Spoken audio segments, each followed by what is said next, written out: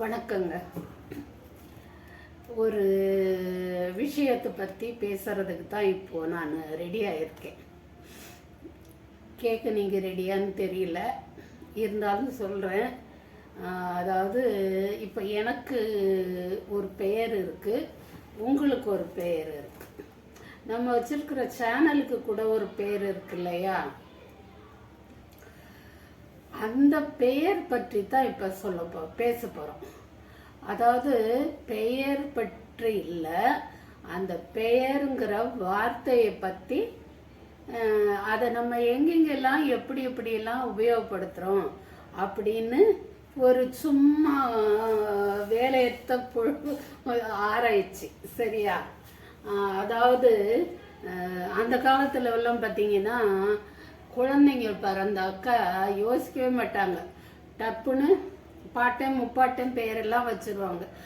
நல்லா வாழ்ந்து மறைஞ்சவங்க பேரை வச்சிருவாங்க. முக்கியமாக குலதெய்வம் பேர் வைப்பாங்க.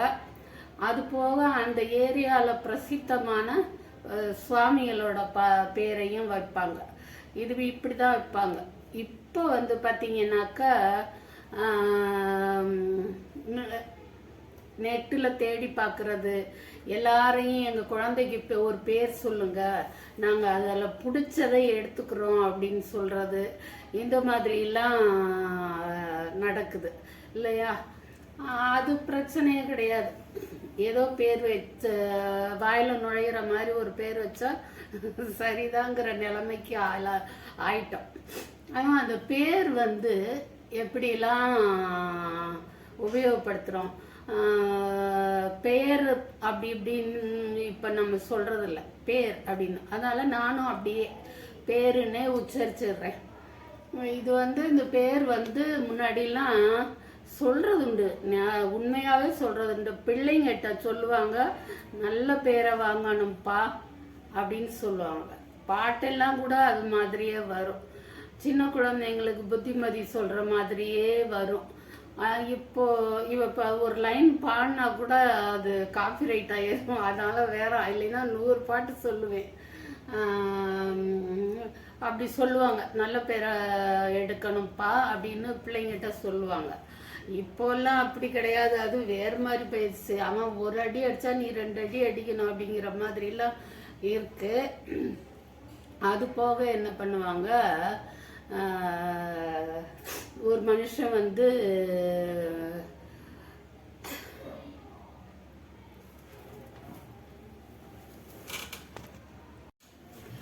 முன்னாடிலாம் பார்த்தீங்கன்னா பேர் சொல்ல ஒரு பிள்ளை வேணும்னு சொல்லுவாங்க.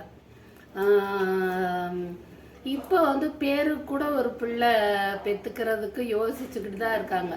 ஏன்னா 2 பேருமே வேலை செய்கிறவங்களா இருக்கிறாங்க. அந்த மாதிரி இதாக இருக்கும்போது பார்த்துக்கிறதுக்கு ஆள் இல்லைன்னா யோசனையாக இருக்குது. அது ஒரு பக்கம் இருக்குது. இந்த பேர் சொல்ல ஒரு பிள்ளை வேணும்னு சொன்னாங்க இல்லையா?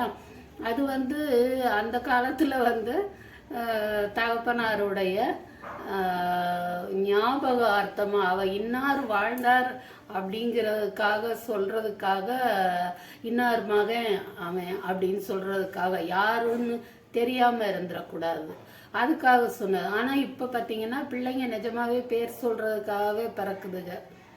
பேரை சொல்லி தான் கூப்பிடுதுங்க. இல்லைன்னா என்ன பண்ணுதுங்க, டே தகப்பா அப்படின்னு சொல்லி கூப்பிடுதுங்க. அந்த காலத்தில் அப்பா அம்மா சொல்லுவாங்க, என் பேரை கெடுத்துறாதடா அப்படின்னு. அதுக்கு இந்த காலத்து பிள்ளைங்களா இருந்தால் என்ன சொல்லுன்னு தெரியுமா? பாருமா, இவர் பேரை நான் கெடுக்க போகிறேன்னா, அதான் வாங்கி வச்சுருக்கிறாருல ஃப்ரிட்ஜு, அதில் எடுத்து வச்சாருன்னா அது பாட்டு கெட்டு போகாமல் இருக்கும்ல, என்கிட்ட வந்து சொல்லிக்கிட்டு இருக்கிறாரு பாரு அப்படின்னு சொல்லுதுங்க. நிஜமாவே இதை ஜோக்கு மாதிரி சொல்கிறதுன்னுட்டு சீரியஸாகவே சொல்கிறது வழக்கமாக இருக்கு.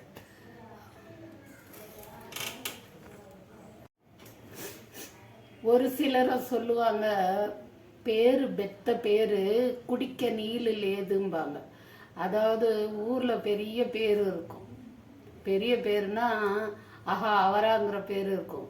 ஆனால் வீட்டுக்கு போனால் ஒரு மடகு குடிக்கிறதுக்கு தண்ணி கொடுக்க மாட்டாங்க. அதுக்கு தான் அந்த மாதிரி பேர். சிலரோட பேர் பார்த்தீங்கன்னா வேறு மாதிரி இருக்கும். என் பேரை சொல்லியுமாடா அடித்தாங்க அப்படின்னு கேட்பான் எவனாவது. உன் பேரை சொன்ன பிறகுதான் கூட நாள் அடித்தாங்கம்பாங்க இவங்க. அவன் அந்தளவு பேர் எடுத்திருப்பான். சிலரோட பேரை சொன்னாலே மற்றவங்க எழுந்து நிற்பாங்க, அவரா அப்படின்னு சொல்லிட்டு. சிலரோட பேரை கேட்டால் உன் பேரை சொன்னதுக்கு நல்ல மரியாதைடா போன இடத்துல அப்படிம்பாங்க. அப்படி பேர் எடுத்திருப்பாங்க சிலர். யாரும் எப்படியும் பேர் எடுக்கட்டும், நம்மளும் நம்ம பிள்ளைங்களும் நம்ம வாரிசுகளும் பேரோடும் புகழோடும் விளங்க என்னுடைய மனப்பூர்வமான வாழ்த்துக்கள். அது என்ன கிண்டலாக சிரிச்சுக்கிட்டே சொல்கிறேன்னு நினைக்காதீங்க. என்ன பேசுறதுன்னு தெரியல, அதான் ஏதோ தோன்றதை பேசிட்டு உங்களுக்கு ஒரு ரம்பத்தை போட்டுட்டு போயிட்டு வரேன்.